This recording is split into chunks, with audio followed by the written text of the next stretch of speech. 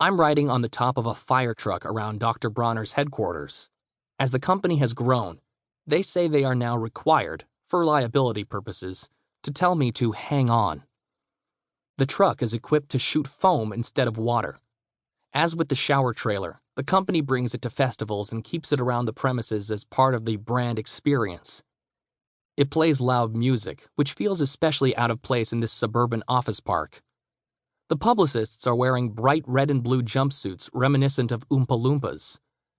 It is a jolt back to reality as we swing around to the loading docks where tanker trucks deliver the oils, much of this cargo shipped all the way from Ghana. Towering garage doors open onto the production floor, which is a stark contrast to the groovy vibe of the rest of the place. Pristine and industrial, with enormous stainless steel tanks for high-pressured saponification towering overhead. There is a hall of fragrance silos 30 feet tall, in all the colors of their corresponding Bronner's labels. A plastic jug labeled citric acid, added as a preservative, is taller than I am. The centerpiece, where the saponification happens, is called the reactor, a 1,500-gallon tank with a hatch on top that is shut by turning 12 separate bolts and a maritime steering wheel to lock it into place.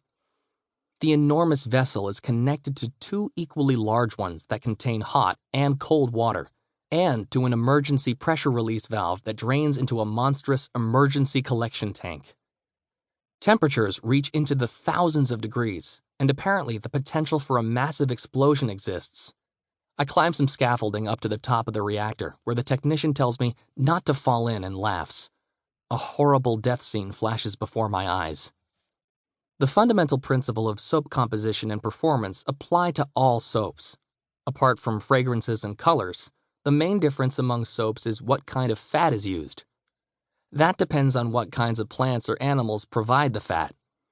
All fat consists of a chain of carbon molecules. Some are fully saturated with hydrogen, saturated fats, and others have empty sites where hydrogen could bind, unsaturated. Both work well, and most soaps contain mixtures of the two. The conventional wisdom is that soaps from unsaturated fats are more effective as cleansers, but more drying. Soaps made with a greater proportion of saturated fats generate more lather. Dr. Bronner's distinguishes itself by using only organic plant oils. The label adds that the soap's ingredients are ethically sourced in fair trade and do not involve genetically modified GMO crops. Before writing this book, I had no idea that these terms could honestly apply to soap. But production of palm oil, one of the most commonly used oils in soaps, has been a leading driver of deforestation in many equatorial countries. Environmental advocacy groups like Greenpeace regularly call attention to the environmental impact of palm oil in consumer goods. Soap companies that deal in palm oil have also been implicated in human rights abuses such as child labor by organizations like Amnesty International. The group has implored Unilever, Colgate-Palmolive, and Procter & Gamble, among others, to adhere to what it considers ethical production of palm oil, and for consumers to insist on products that are fair trade certified. Some companies have announced changes, but most mainstream products have not met the advocate standards. The issue is a priority for David Bronner.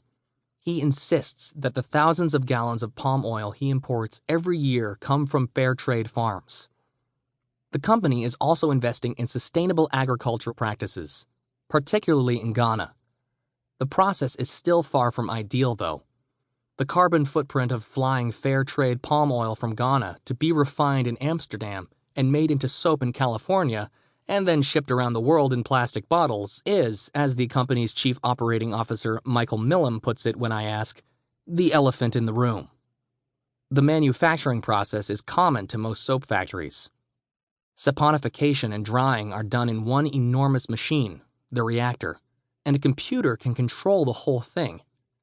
In the Dr. Bronner's factory, an LED display the size of a chalkboard shows a grid plotting out the entire floor, with all the levels in every bin, along with their temperatures and pressures. As I peer into the reactor, cylindrical bottles shoot down a conveyor belt to where machines pour in the golden liquid, apply a cap, and slap on a label. The human work consists of checking for defective bottles and clearing jams.